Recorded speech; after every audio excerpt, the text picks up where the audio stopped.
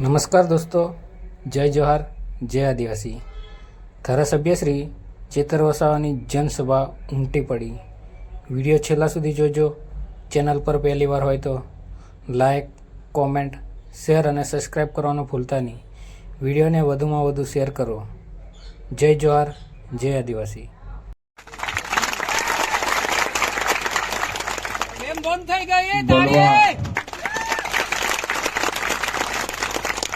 બોલવા માટે તો ઘણા આગેવાનો છે, ઘણું સારું બોલે છે, પણ આપણે કોર્નર મીટિંગમાં છે અને ઘણા સાથી મિત્રો ઉભા છે, ગરમી પણ ઘણી છે, ત્યારે બધાનો આગ્રહ છે કે તમે જ વરરાજા છો, તમે જ બોલો. એટલે હવે મારો જ વારો આવી ગયો છે.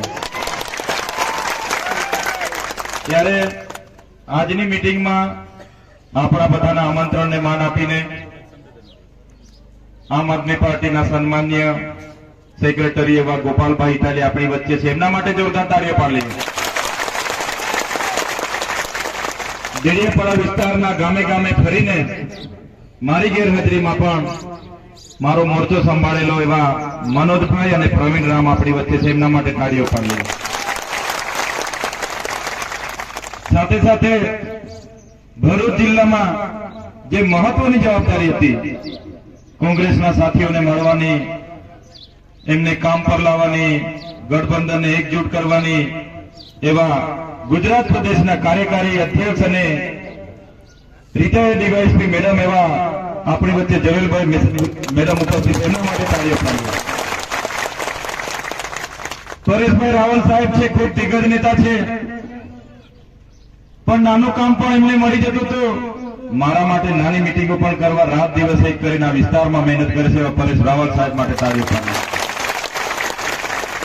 ચેતનભાઈ રાવલ, પેલા પરેશ રાવલ પેલા યાદ આવી ગયેલા, ચેતનભાઈ રાવલ સાહેબ છે, તાળીઓ. આપણી વચ્ચે તમારી બધાની બેટીઓ અને વહુ કે મેં જેલમાં ખૂબ સહકાર મળ્યો અને આ વિસ્તારમાં મને પ્રવેશની પ્રતિબંધી હતી ત્યારે પણ ખૂબ સહકાર મળ્યો અને રાત દિવસ મારો પડછાયો બનીને મારા માટે મહેનત કરે છે. એવા બંને બહેનો માટે પણ તમે જોરદાર તાળીઓ પાડો.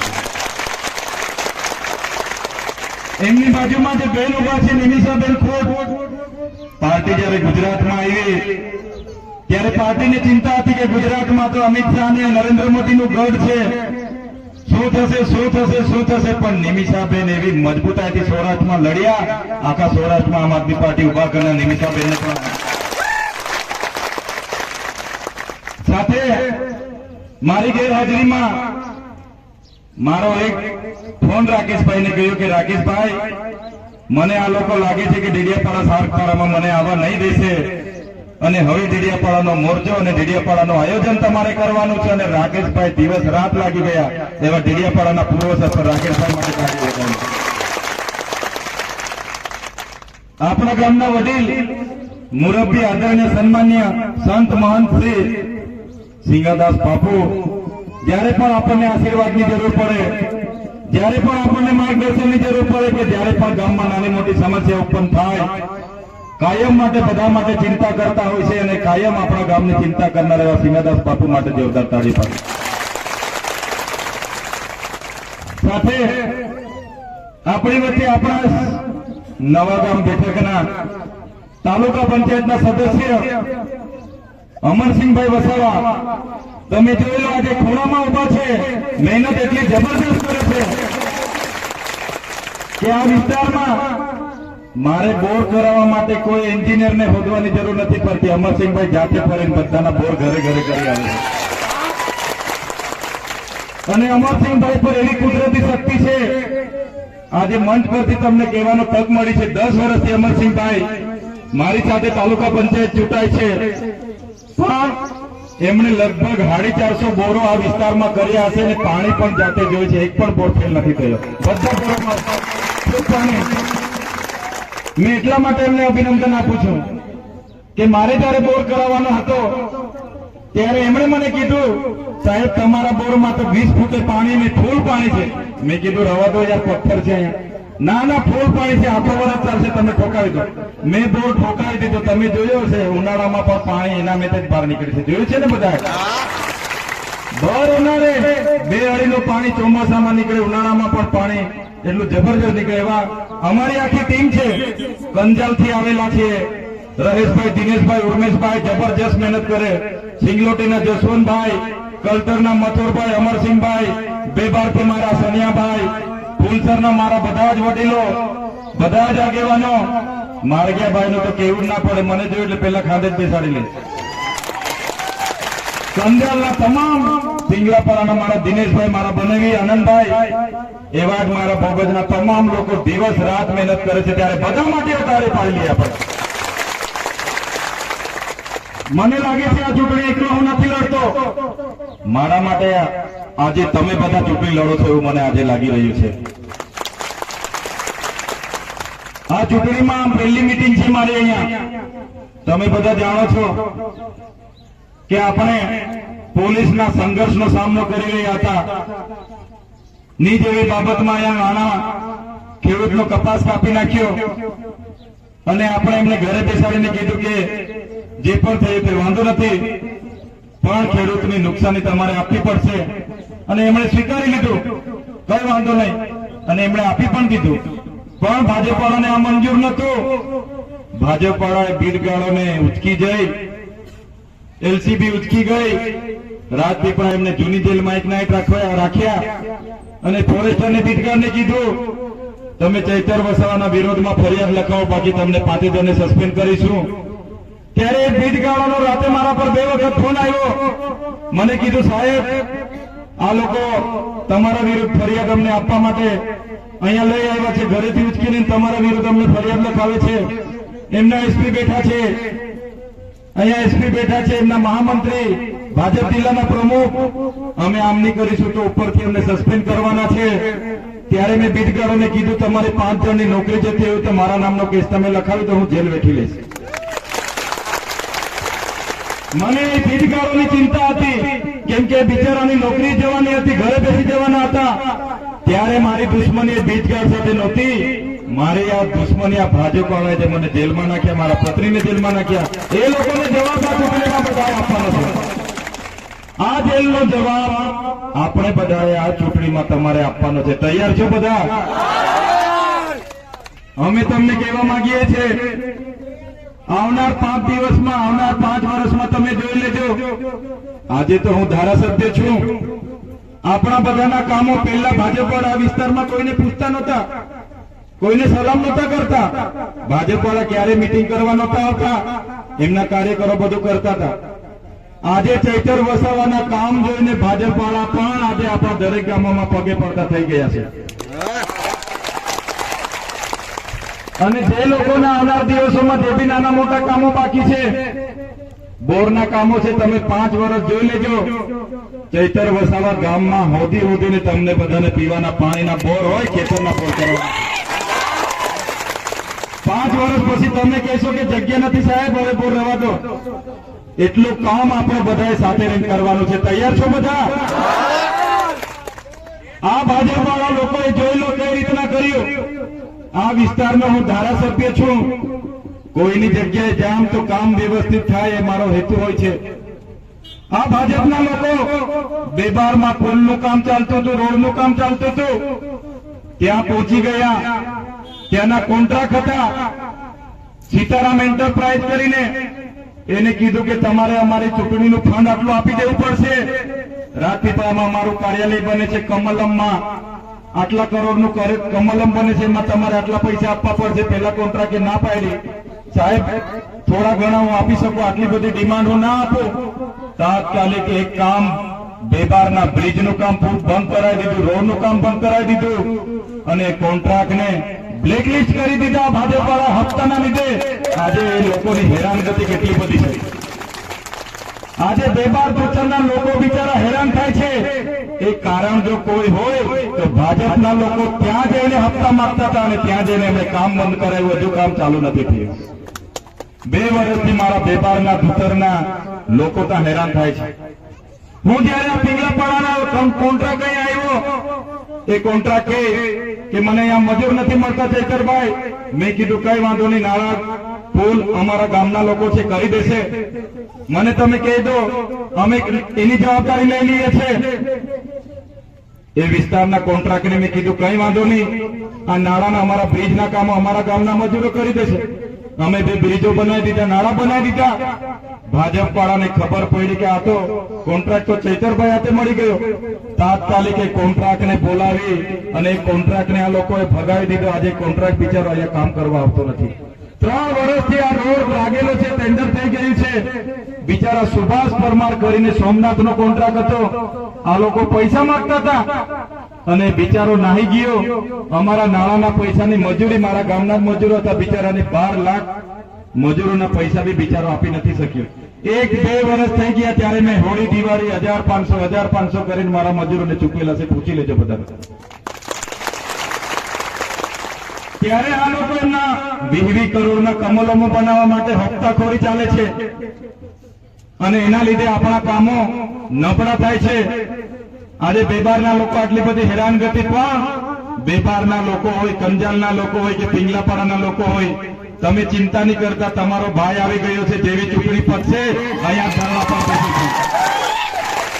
જેવી ચૂંટણી પતશે 5 દિવસની અંદર બેબારમાં તમારો ચૈતર વસાવા ધરણા પર બેસે જો કામ ભાજપવાળાની ચાલુ કરે તો. જેવી ચૂંટણી પતશે તમારો ભાઈ પિંગલાપાડાના રોડ પર ધરણા પર બેસે જો ભાજપવાળા કામની ચાલુ કરવા દે તો. એટલા માટે તમને કેમ છું, ખોટી વાતો લઈને ફરે છે આ લોકો. ખોટા વાયદાઓ, ચૈતરભાઈ તો આમ તેમ ફલાણા ઢીકણા. ચૈતરભાઈ નાનો ચડ્ડી પહેરતો હતો ને ત્યારના બધા લોકો ઓળખે છે. ઓળખો છો ને તમે? તમારી વચ્ચે જોઈ છે છતાં આ લોકો જોઈ લો કેટલી ભ્રમ ફેલાવે છે. થોડા દિવસ પહેલા રામભાઈ કીધું, મનસુખ દાદા કહેતા હતા ચૈતરભાઈ વસાવાને કૂતરું નથી બીતું, બિલાડું નથી બીતું.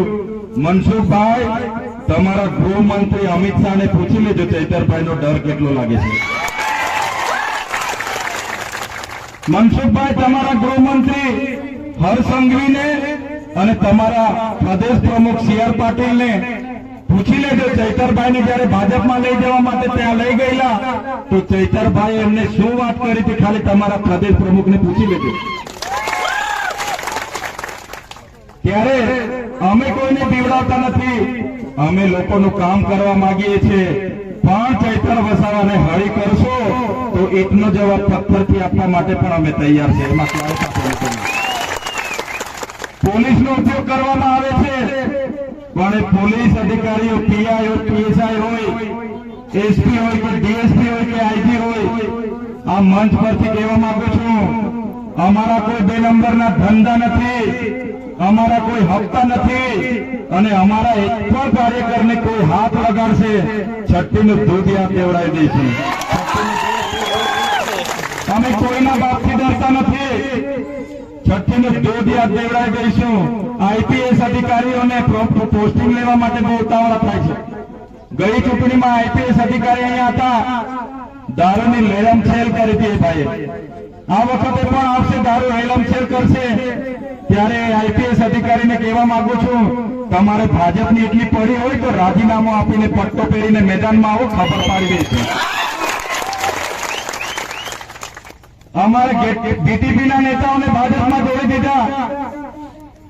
મોટી નવી પાર્ટીઓ લઈને આવે છે, મોટા નેતાઓને લઈ આવે છે. આજે ચૈતર વસાવાને હરાવવા માટે આખા ગુજરાતના મોટા નેતાઓ ભરૂચમાં પડ્યા પથાર્યા છે.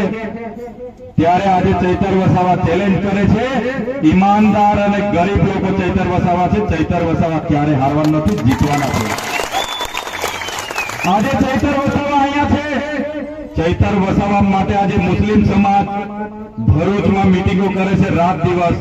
ક્ષત્રિય સમાજ આજે ગામડે ફરે છે ચૈતર વસાવા માટે. આજે ત્યાંનો દલિત સમાજ ચૈતર વસાવા માટે મહેનત કરે છે. કોંગ્રેસના નેતાઓ મારા કરતા વધારે ચિંતા કરે છે. ત્યારે આજે ચૈતર વસાવાનો એક જ ચાલે, ચૈતર વસાવા ચાલે, આખા ગુજરાતમાં ગુંજી રહ્યું છે. ત્યારે તમે જોઈ લો, જંગલ જમીનની વાત હતી. કોંગ્રેસ સરકારે 2006માં કીધું કે ભાઈ જે ખેડે એને આપણે સનતો આપી દેવાની. પછી ભાજપ આવી ગયું. આજે પણ મારા ખેડૂતોને સનતો નથી મળતી. કોઈ ખેડૂત 5 એકર ખેડે તેની 20 ગુંઠાની સનત આપી દેવામાં આવે છે। અહીંયા સીપીએમઓમાં બધા વાસો કપાયા, વન સમિતિના પ્રમુખ મંત્રી બધા કરોડો રૂપિયા ખાઈ ગયા, ફૂલસરમાં ખાઈ ગયા, લાડવામાં ખાઈ ગયા, અને આજે ખુમારી કરે છે। એ લોકોને કહી દેજો, ધારાસભ્ય આજે પણ બેઠો છે, સાંસદ બનીશું કે નહીં બનીશું, પણ જરા હકરા રહેજો ને આવનાર દિવસમાં તમારા ભ્રષ્ટાચારો બધા મારી પાસે ફાઇલ છે, ઘરે બેસાડી દઈશ। મનસુખ દાદા, આ ગામમાં તમે મહિનામાં 5 આંટા મારો છો, આ ગામમાં તમે 30 વર્ષથી સાંસદ છો, આ ગામમાં તમે શું કર્યું છે?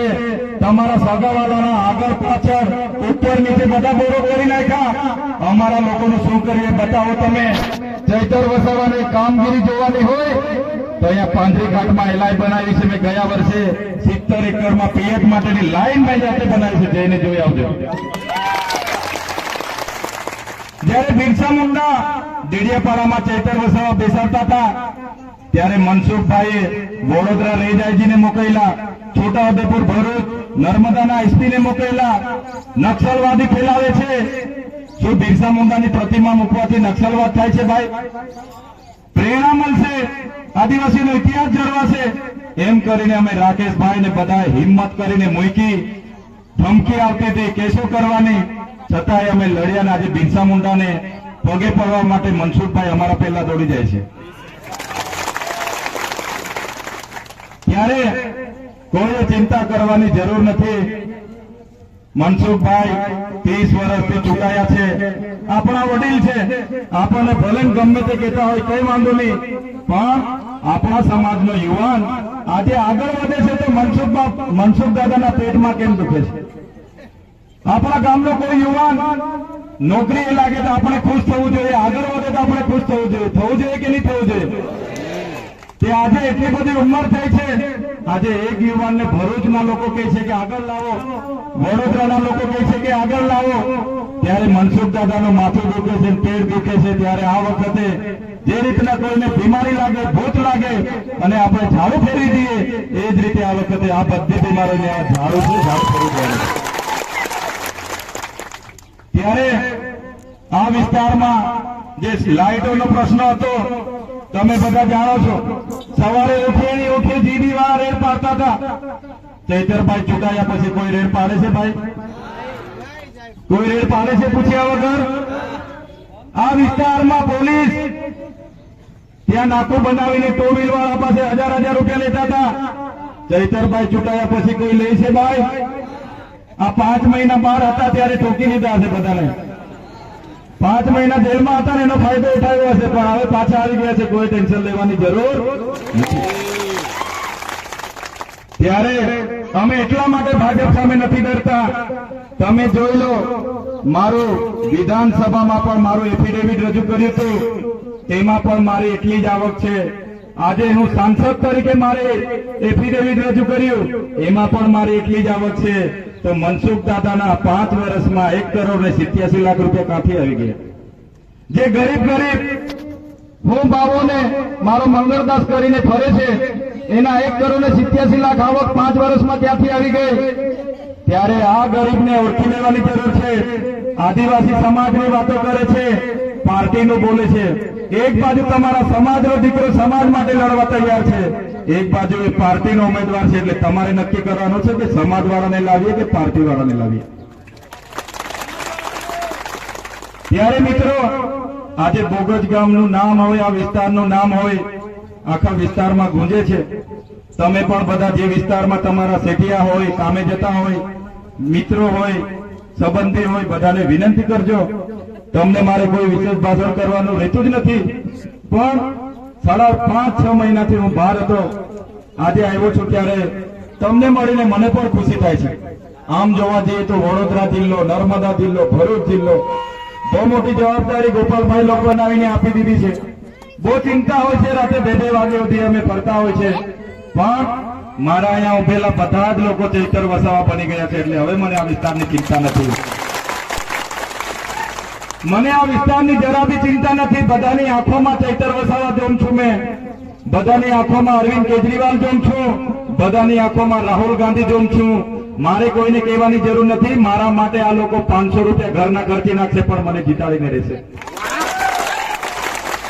મારા માટે 500,000 રૂપિયા તમે ખર્ચી નાખજો. હું જે દિવસ જીતીને જવા તમારા 1000 રૂપિયા વસૂલ કરીને હું તમને આપા. વિધાનસભામાં તમારા માટે લડીશ, લોકસભામાં હું તમારા માટે લડીશ, તમારા માટે બોલીશ. તમારા લગ્ન હોય, મયત હોય, જ્યારે પણ મને યાદ કરશો, આ ચૈતર વસાવા રાતે 12 વાગે પણ તમારી સાથે આવીને ઉભા થઈ જશે. ચૂંટણીઓ આવીને જતી રહેશે. આ ધારાસભ્ય બનીને આજે પણ તમારી વચ્ચે છે. 1 જ વર્ષ થયું છે. આવનાર દિવસોમાં તમારા આશીર્વાદ છે. સાંસદ બનવાના છે, એમાં બી કોઈ બેમત નથી. પણ જ્યારે પણ આપણા સમાજના હક અધિકારોની વાતો હશે, જ્યારે પણ સુખ દુઃખની વાતો હશે, ત્યારે આપણે બધા એક પરિવારની જેમ આગળ વધીએ છીએ. અમે ગઈકાલે પણ 4 મીટિંગો આવી કરી ગોપાલભાઈ સાથે. હમણાં પણ મોજતા આવી જ 2-3 હજાર લોકોની મીટિંગ કરીને અહીંયા આવ્યા છે.